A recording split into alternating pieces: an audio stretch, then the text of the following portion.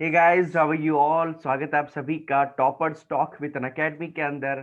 आप मुझे अच्छी तरीके से जानते हैं, मेरा नाम है विवेक सोनी। मैं अन अकेडमी पे इंग्लिश पढ़ाता हूँ और आज जो शख्सियत हमारे सामने मौजूद है ये है मोहम्मद निसार जी। टोंक जिले से बिलोंग करते हैं, जो नवाबों का शहर कहा जाता है। और इन्होंने थर्ड ग्रेड एग्जाम के अंदर पूरे डिस्ट्रिक्ट में 24th रैंक हासिल की है और बहुत ही बहुमुखी प्रतिभा के धनी है, बहुत ही मेहनती व्यक्ति है। आइए मिलते हैं मोहम्मद निसार जी से और जानते हैं कि कैसी रही इनकी जर्नी, कहाँ से ये बिलोंग करते हैं, कैसा कैसा इनका संघर्ष रहा, पारिवारिक बैकग्राउंड कैसा रहा, परिवार में कौन कौन है, कैसा एजुकेशन का स्तर है इनके जिले में जहाँ ये रहते हैं, वहाँ कैसा स्तर है, और सारी बातें जानेंगे मोहम्मद निसार जी से। तो आइए जानते हैं। निसार जी, मुझे बताइए कि आप जहाँ से बिलोंग करते हैं वहाँ का एजुकेशन का स्तर कैसा है, आपके घर में कौन कौन है, अपने बारे में कुछ बताइए।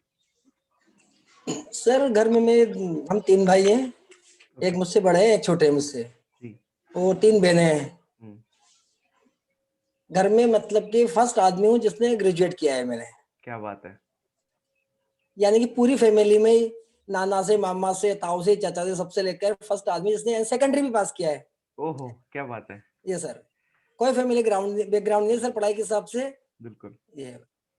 निसार जी, मतलब ऐसी जगह से आना, ऐसे परिवार से आना जहां पर एजुकेशन का कोई बैकग्राउंड ना हो और पहले आप व्यक्ति हो जो उस एजुकेशन की मशाल को लेके आगे बढ़े हो, कितना डिफिकल्ट रहा होगा आपके लिए, कितना मुश्किल था, कितना मतलब सर प्रॉब्लम्स आई आप। बहुत डिफिकल्ट रहा सर। गांव में मिडिल स्कूल था, जब जी।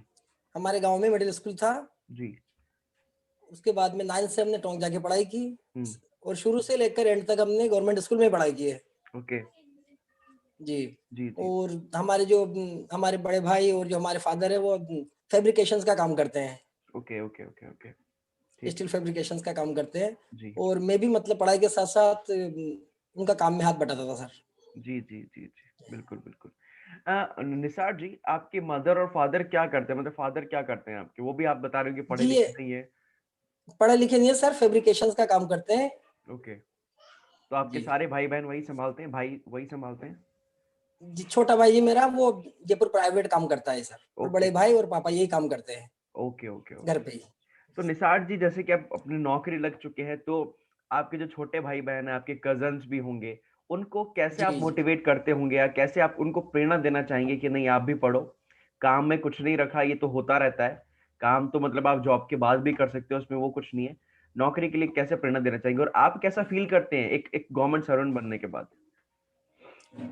सर बहुत अच्छा फील करता हूँ मैं, जी। क्योंकि मेरे परिवार में मतलब के फर्स्ट आदमी हूँ जिसमें मतलब गवर्नमेंट सर्वेंट मतलब के बिल्कुल नौकरी लगी है सर। बिल्कुल बिल्कुल। उसके बाद तो मेरी जो एक भतीजी अभी एसटीसी करवाई है मैंने, जी एसटीसी में एडमिशन करवाया उसका। जी। और बड़ी वाली भतीजी वो सेकंड ईयर में है। हम्म। एक भतीजा है वो 12th में है, और एक 10th में है। जी। सबकी पढ़ाई जारी रखेंगे और कोशिश है कि सबको कामयाब करेंगे। बिल्कुल बिल्कुल बिल्कुल, यही एक्चुअली मोटो रहना चाहिए, यही गोल रहना चाहिए लाइफ का, कि अगर जी आप सर। खुद पढ़ लिए तो दूसरों के लिए भी पथ प्रदर्शक का काम आप करो, दूसरों के लिए भी एजुकेशन की मशाल लेकर आप चलते रहो। बिल्कुल सही बात है। निसार जी, मैं आपसे पूछना चाहूंगा कि आपने बोला कि एक छोटे से कस्बे से बिलोंग करता हूं मैं, टोंक के अंदर। कस्बा नहीं सर, बिल्कुल गाँव है सर। बिल्कुल गांव है। गाँव है सर, ओके ओके। छोटा छोटा सा गाँव है सर, क्या नाम है कस्बा सर नहीं है। आपके गांव का। जी, पीपलू तहसील में है, कुरेड़ी गाँव। कुरेली गांव, पीपलू तहसील, मतलब तहसील के अंदर ही आपने छोटा सा सुना हो गाँव। तो डिग्गी जो जाते हैं ना, डिग्गी हाँ हाँ हाँ हाँ। कल्याण जी के, जी जी जी। वहीं से निकल के जाते हैं सर, छोटा सा गाँव है। Okay okay okay. बिल्कुल बिल्कुल बिल्कुल। बिल्कुल सही पंचायत बात। हेडक्वार्टर भी नहीं है सर। ओके। पंचायत जी, हेडक्वार्टर भी सिर्फ नहीं है। गाँव। अरे, नहीं सर, गाँव है सिर्फ। बहुत छोटा है फिर तो। सही है, चलो। जी सर। लेकिन इतने छोटे गांव से निकल कर आपने इतने बड़े बड़े सपने पूरे किए हैं आपके, और लोगों के सपने पूरे कर रहे हैं, ये बात मैटर करती है, ये बात बड़ी है। बाकी सारी सर बातें छोटी छोटी हैं। मेरा तो ये एजुकेशनल जर्नी है जो बहुत ही मतलब डिफिकल्ट रही है। हम्म। 9th में जैसे मैं टोंक गया पढ़ने, हमने गवर्नमेंट स्कूल में पढ़ाई की। जी। थोड़ी सी प्रॉब्लम की वजह से मैं क्या हुआ, एक बार मेरा 10th के अंदर एक साल ड्रॉप भी हुआ। ओके। फिर घर वालों ने मना कर दिया, भाई जैसे भाई पैसे नहीं हमारे पास तो पढ़ाने के लिए, हम्म तो अब ऐसा करो काम ही करते हैं फिर। हम्म। तो फिर मैंने मतलब कि सेल्फ स्टडी करके, यानी कि प्राइवेट स्टूडेंट के रूप में मैंने 10th पास की। हम्म उसके बाद में 11th नहीं पढ़ी मैंने, गैप देके। हम्म। उसके बाद में फिर 12th भी यानी कि प्राइवेट ही पास की। हम्म उसके बाद फिर बीए में रेगुलर एडमिशन लिया फिर मैंने। हम्म। तो यानी कि सेल्फ स्टडी से ही पास किया सर, जो भी अब तक 10th और 12th दोनों घर पे मतलब पढ़ाई करके सर। कितनी पेनफुल और कितनी डिफिकल्ट जर्नी रही है कि आपने 10th पास किया, प्राइवेट किया, 11th पढ़ी नहीं, जी सीधा सर। 12th में एडमिशन लिया और वो भी हाँ, प्राइवेट किया आपने। एक साल का गैप देके 12th में एडमिशन लिया, प्राइवेट, सेल्फ स्टडी। कितना डिफिकल्ट रहा आपके लिए सेल्फ स्टडी से पास होना? बिकॉज जो रेगुलर स्टडी करते हैं वो तक पास नहीं हो पाते, तो आप तो सेल्फ स्टडी कर रहे थे, तो बड़ा बड़ा भारी काम होता है। पास होना अच्छे और फिर मार्क्स उसके लेके साथ आए। साथ सर मतलब जैसे फादर का, ब्रदर का काम में भी हाथ बटाना बराबर का, बिल्कुल बिल्कुल बिल्कुल सही बात है। बिल्कुल क्योंकि सहमत हूँ मैं फाइनेंशियल आपकी। कंडीशन भी ऐसी नहीं थी कि घर वाले भी अफोर्ड कर सके। बिल्कुल बिल्कुल बिल्कुल। I yes totally agree with you. बहुत सहमत हूँ मैं आपकी बातों से। सर ये आपका यस। फर्स्ट एग्जाम था या इससे पहले भी आपने एग्जाम दे चुके हैं? और नहीं सर, मैंने अभी 16 का भी एग्जाम दिया है। हम्म। उससे पहले जो 11th और 13 में हुआ था ना, 11 और 13 का टेस्ट, 11-12 का, वो भी जी दिया था जी सर। जी जी जी जी। उनमें भी मैं वेटिंग में रहा था sir. Okay okay okay okay okay. और अभी 16 में भी वो वेटेज की वजह से रह गया। अब हम्म। जाके क्रैक हुआ है सर, 18 वाला। बिल्कुल बिल्कुल बिल्कुल, फाइनली क्रैक हो गया, देर आए दुरुस्त आए। जी सर। जी। इस हाँ बीच सर। आपकी शादी भी हो गई होगी, बच्चे भी हो गए होंगे, तो उनका जी भी सर, बिल्कुल काफी बिल्कुल। हाँ, उनका भी काफी वही तो बात ना, रेस्पॉन्सिबिलिटी मतलब रहती है। पारिवारिक जिम्मेदारियां भी बढ़ी है सर, उसी बीच पढ़ाई भी की है और घर वालों बिल्कुल के भी काम में हाथ बटाया यार, सभी चीजें। बिल्कुल सही बात है। निसार जी, मैं आपसे पूछना चाहूंगा कि अभी आप देख रहे हैं एजुकेशन के बैकग्राउंड को या एजुकेशन के परिदृश्य को, तो आप देख रहे हैं कि जैसे जब से कोविड आया तब से ऑनलाइन का क्रेज ज्यादा बढ़ गया है। मतलब कोविड के पहले भी था, जी सर। लेकिन कोविड हाँ, ने तो लेकिन मतलब ऑफलाइन को खत्म ही कर दिया है। बिल्कुल खत्म कर आपके दिया सर। अकॉर्डिंग, आपकी नजर में क्या चीज बेटर है? ऑनलाइन एजुकेशन ज्यादा बेटर रहती है कि ऑफलाइन ज्यादा बेटर रहती है? क्या अंतर है दोनों में? कौन ज्यादा अच्छा है? नहीं सर, अब ये तो क्या है, जैसे जो बड़े से शहर है से जो बच्चे आते हैं उनके तो ऑनलाइन में काम चल जाता है। जी। लेकिन जो हम जैसे छोटे गांव के बच्चे हैं सर, उनका तो मतलब बैठता नहीं है ऑफलाइन ऑनलाइन में बिल्कुल भी सर। बिल्कुल सही क्योंकि बात है। ऐसी फैसिलिटीज भी नहीं है, ऐसे स्मार्टफोन भी मतलब अवेलेबल नहीं है। तो हम्म। फिर गांव के हिसाब से तो फिर ऑफलाइन ही बेटर रहता है, सिटी के हिसाब से तो ऑनलाइन चल जाता है सर। बिल्कुल सही बात है आपकी, क्योंकि कई कई जगह नेटवर्क नहीं आता, कई जगह जी सर। कनेक्टिविटी प्रॉब्लम, लाइट्स नहीं आ रही, तो कैसे पढ़े? हाँ। और फर्स्ट जी बार सर। जब अपन कोचिंग कर रहे हैं तो फर्स्ट बार कोई चीज समझ नहीं आती, तो शहर नहीं के तो आते एक बार सर, कोचिंग कर चुके होते हैं, वापस वो ऑनलाइन कोई लेते हैं तो वो अलग चीज है।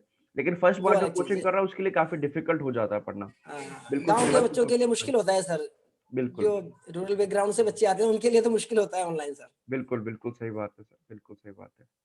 सर आपका मतलब जो पढ़ाई की थी आपने, मतलब कैसे सिलेबस, क्या क्या कैसे कवर करते थे आप? नोट्स वगैरह बनाते थे या सिंपली बुक से रेफर करते थे, या कोई कहीं कोचिंग की आपने? कुछ बताइए।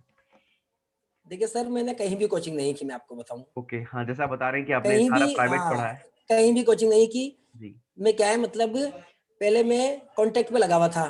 जी। जो समझा। पैरा टीचर्स होते हैं ना सर, बिल्कुल बिल्कुल बिल्कुल। पैरा टीचर्स में था कांटेक्ट पे। अब कांटेक्ट की वजह से कहीं कोचिंग करने जा भी नहीं पाए, क्योंकि वो ठीक।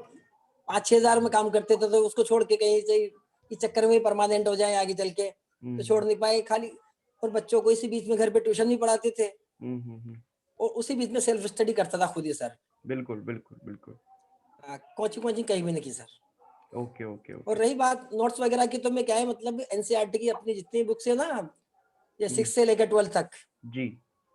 उनके हिसाब से वो पढ़िए सर। हम्म और कुछ गाइड्स का भी यूज किया है, हम्म। और अपने नोट्स भी बनाए sir. Okay okay okay, very good, बहुत अच्छा चीज, बहुत अच्छा है। निसार जी, मैं पूछना चाहूंगा कि इस बीच जैसे कि अब उम्र बढ़ रही होगी आपकी, बाहर भी गए होंगे आप पढ़ाई के लिए, जी तो सर। आकर्षण कई सारे होते हैं कि कहीं घूमने चला जाएं अपन, कहीं होटल होटल में खाना वाना खा के आते हैं, मजे करते हैं, बाहर घूमते हैं। ये सब भी आकर्षण आए होंगे आपके सामने।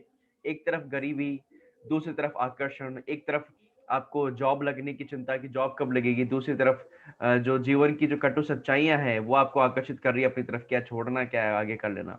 कैसे मेंटेन करता है एक व्यक्ति जो एजुकेशन अब में सर, आगे बढ़ना चाहता है?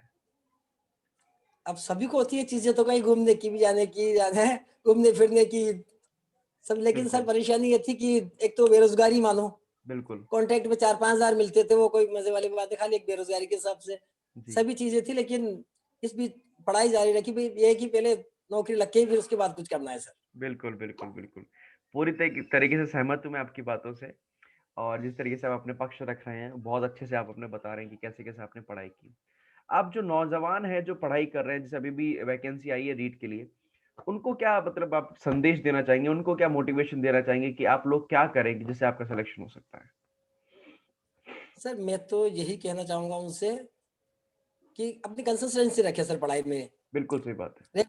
रेगुलरिटी रखे सर, चाहे हुँ, 4 घंटे 5 घंटे जितना भी पढ़े, हुँ, रेगुलर रेगुलर पढ़े सर। जी, ये नहीं है कि आज 8 घंटे पढ़ लिए फिर 2 दिन बिल्कुल नहीं पढ़े, तो सर बिल्कुल। उससे तो फिर ये है कि रेगुलर पढ़े और जो भी कंसेप्ट पढ़ना है सर हुँ, उसको बिल्कुल क्लियर करके छोड़े। जी, जैसे जी। आज ये टॉपिक पढ़ना है अपन को, तो उसको बिल्कुल क्लियर करके हुँ, ये देखिए, उसके बाद ही फिर आगे बढ़े सर। बिल्कुल, बिल्कुल, बिल्कुल। सहमत और हूँ एक पूरी टाइम टेबल तरीके से। पढ़ा के, टाइम टेबल पढ़ा बना के सिस्टम से पढ़े, भाई अपन को एक दो जैसे 2 घंटे ये पढ़नी है, 2 घंटे ये पढ़नी है, इतनी देर का रेस्ट लेना है, हुँ, सिस्टम से पढ़ाई करें सर। बाकी ये है कि फालतू इधर उधर भाई कुछ भी पढ़ रहे हैं, मतलब जैसे मान लो सिलेबस के अकॉर्डिंग भी नहीं है तो सिर्फ उससे फिर पढ़ने में मजा नहीं आता। सिलेबस के अकॉर्डिंग पढ़े और सिर्फ आप सिस्टम पढ़ से रहे पढ़े हैं चाहे इससे कम कोई पढ़े। मतलब नहीं है, बिल्कुल सी बात। कई लोग देखते हैं कि पढ़ रहे हैं, पढ़ रहे हैं, पढ़ रहे हैं, क्या पढ़ रहे हैं भैया? सिलेबस तो है ही नहीं ये आपका, उनको पता ही नहीं ये होता। बात ये मेरे साथ भी हुआ है सर। शुरू में जब 1-2 एग्जाम दिए तो मुझे खुद को पता ही नहीं था, जो भी गाइड मिली हुँ, बाजार से लाके उठा के पढ़ने लग गए। हुँ, अब हुँ, पता ही नहीं सवाल कहाँ से आते।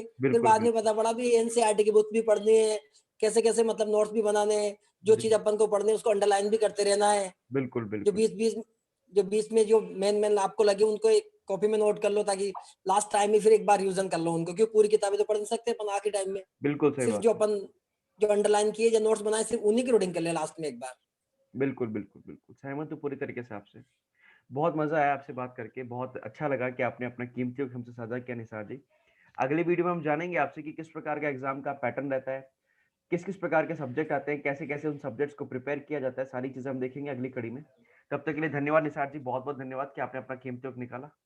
बहुत-बहुत धन्यवाद। Thank you sir. Thank you.